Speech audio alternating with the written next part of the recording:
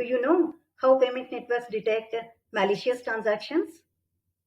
With the rise of digital transactions, it is more important than ever to ensure our money is safe and sound. Today, we are diving into this crucial topic: how malicious transactions are detected in payment processing. Hi there, welcome to Tech and Career Bytes. I'm a software professional with over 2 decades of experience, including 7 years in leadership roles at a global product based organization. First off, let's talk about distributed systems. You might be wondering, what exactly are they?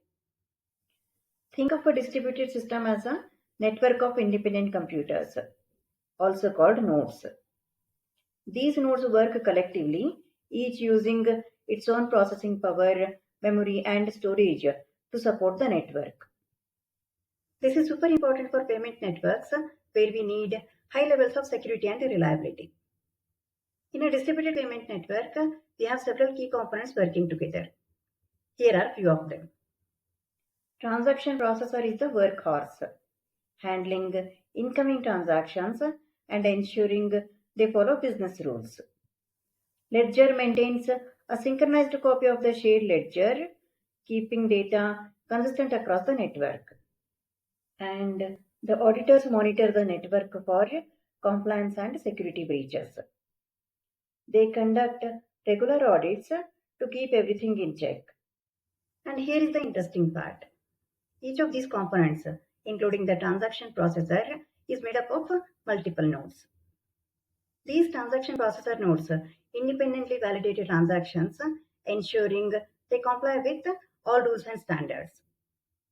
Now, why distributed systems are essential in payment networks? Let's break it down. If one node fails, others can still process the transactions, keeping the system reliable. Need to handle more transactions?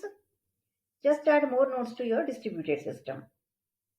Multiple nodes validate transactions, spreading trust across the network and enhancing security. But what happens when things go wrong?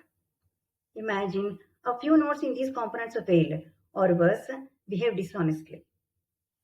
Think of a sudden server crash at a Visa transaction processing center. Transactions could experience delays or fail. What if a rogue employee manipulates transaction records to siphon off funds? That's where things get tricky. So, how do payment networks handle these unexpected failures or dishonest nodes? That's where Byzantine Fault Tolerance or BFT comes in. Byzantine Fault Tolerance or BFT is the ability of a distributed system to keep operating correctly, even when some nodes fail or act maliciously. This resilience is achieved through a consensus mechanism among honest nodes. This approach ensures system reliability and integrity despite potential faults or deliberate disruptions. Imagine a transaction of $1,000 being processed. If one node tries to report it as $10,000, BFT helps the other honest nodes detect this inconsistency. They cross-verify transaction details and reach an agreement on the correct amount. This process ensures the integrity of the network and maintains trust in high-stakes financial environments. BFT is crucial for a few reasons, especially in payment networks and military systems. It prevents a handful of dishonest nodes from compromising the entire system. BFT guarantees that transactions are recorded accurately and agreed upon by the majority. It effectively manages delayed transactions and offline nodes. Failures can occur due to high transaction volumes or targeted attacks, making robust protocols like a BFT essential. Now, let's shift gears a bit. Ever heard of Practical Byzantine Fault Tolerance or PBFT? PBFT is a variant protocol of BFT. It allows a distributed system to reach consensus even with some malicious nodes. Here is a simplified version of how it works. The primary node starts the consensus process for a new transaction. Each node validates the request and broadcasts its acceptance. Nodes confirm receipt of enough matching messages. Once consensus is achieved, nodes respond with the result. Implementing PBFT in Java can be complex, but it forms the backbone of a reliable transaction processing. Curious about the code details? Please check out the GitHub link in the description. You might be wondering, is not BFT similar to Paxos or Raft? How does BFT differ from other consensus algorithms like Paxos or Raft? While BFT is designed to handle unpredictable or malicious faults, Paxos and Raft focus mainly on crash fault tolerance. Paxos and Raft assume nodes either work perfectly or fail completely. This makes them simpler but less effective in malicious scenarios. Similar to PBFT, there are other variants of BFT that are widely used in the industry. Let's quickly compare a few BFT protocols.